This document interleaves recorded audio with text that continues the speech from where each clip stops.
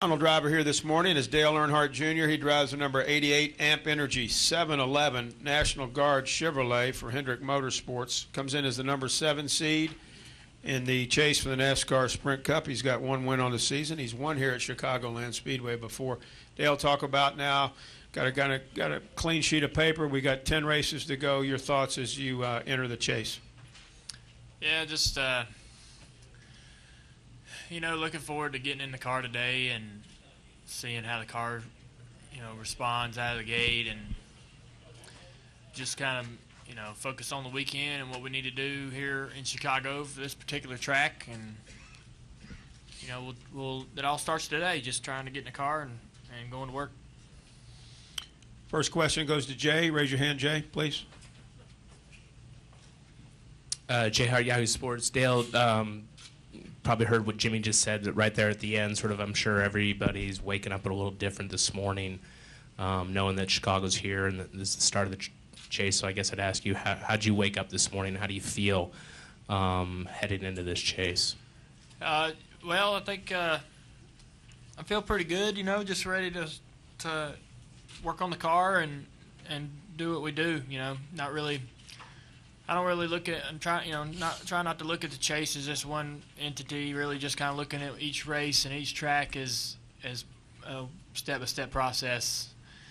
And you can really only do what you can only really focus on this next practice, and what we need to do in that practice. And then in between practices, we'll try to talk about improving the car, and then go into the next and final practice today. Trying to make that as productive as possible, and that's what I'm gonna think about today, and that's what I woke up thinking about. Let's go to Marty and Shannon on the right side. Marty Smith, ESPN. Dale, how would you describe what Tony Stewart did in 2011 during the chase? I would describe it, just for kind of fascinating. He was, he was kind of, just like everybody else there throughout the regular season. And then when the chase started, they just had something, they just had speed and competitiveness that they hadn't had all year. And so it was really fascinating to watch. And, he carried it all the way through the chase, all the way to the last race. It was, I think it was, tribute to Tony being a hell of a race car driver, and I think Darian was doing a hell of a job putting everything he needed underneath the car. So it's just a great package. Shannon? Shannon Spake, ESPN. Dale, just wondering, why do you think, looking at your team internally, why do you think that you guys can win this championship?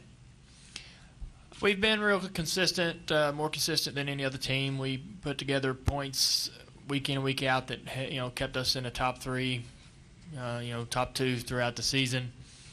Aside from Biffle and Matt and Jimmy, I think we all four of us are, really putting together the best weeks when you look at them and when you look at them in lumps. But when you kind of clump together weeks, I think, we just kind of were more consistent, and I know that winning races is what won a championship last year, and I think that's definitely going to set some guys apart. But you got to pair it with consistency. You can't win 5 races and run in the back 5 races and win a championship. You got to pair it with consistency, and we got that part down, I think. So I feel like it's a real competitive group of guys. There's nobody really stands out, and that's also an advantage too. So it's there for the taking. Let's go to Bob. Raise your hand, Bob. And Nate. Bob Pocker, Sporting News. I know you said you weren't getting married, but that story made me wonder, is having a stable personal life, does that impact how you rate? I mean, do you feel like any of your improved performance can be attributed to the fact that personal life is pretty stable these days? Yeah, I don't know for sure. I ran pretty good in 2004, and I was anything but stable off the racetrack. So I don't really know. Let's go to Nate. Nate Ryan, USA Today. Dale, the CBS thing you did the other day seemed to have drawn a lot of positive feedback and attention. Yeah. And I don't watch it, but apparently they were saying on the show that it's a lot more introspective and personal than people usually do with that segment. What made you decide to be so confessional, and did you was it hard to kind of produce it, and how do you feel like it turned out? Are you getting positive reaction from it? I got a lot of positive reaction. I did it really from I did it mainly because of I'm glad I did it, but I probably wouldn't have done it on my own. I got a lot of influence and help to make the decision from Laura and the PR team that I got. It's probably nothing I would have volunteered to do, but I thought it was a good challenge, and a little bit outside the typical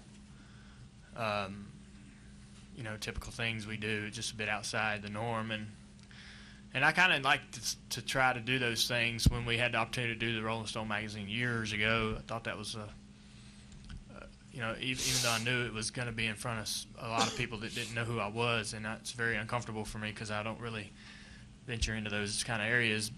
I just knew it was something I needed to challenge myself to do, and I thought that this was the same kind of thing. And it was not easy to do, and I really don't like talking about myself, but I felt like it was, if anything, I could, make my mother happy. I thought she really enjoyed it, and I got a lot of good feedback on it. I'm glad that I did it, and when you write something like that and say the things that you say, you don't know how they're going to get received.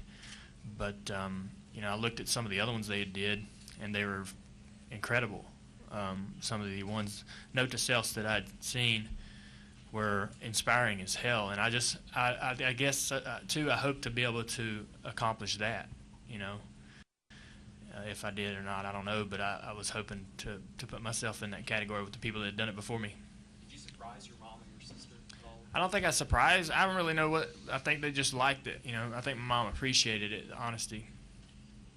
Let's go over here to Mike. Raise your hand, Mike. Get him a mic there, Pat. Mike Embry, Speed.com.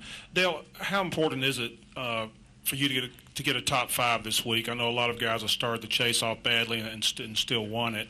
Is it real important for a good start this week for you personally? Yeah. I mean, I think to help our confidence, to help my confidence, for us to feel like we can do this, we can win this championship. Coming out here on a solid note would do wonders for us. Go here, Lee. Lee Spencer, Fox Sports. Could you talk a little bit about your sponsorship for 2013, where it all stands? From what I understand, there's still inventory available on the number 88, and if Dale Earnhardt Jr., the most popular driver in NASCAR, is having difficulty, filling out the inventory on his car, what does that say? I don't think that I would say we're having difficulty. We have more demand than we have supply, pretty much. We got a good chunk of our races.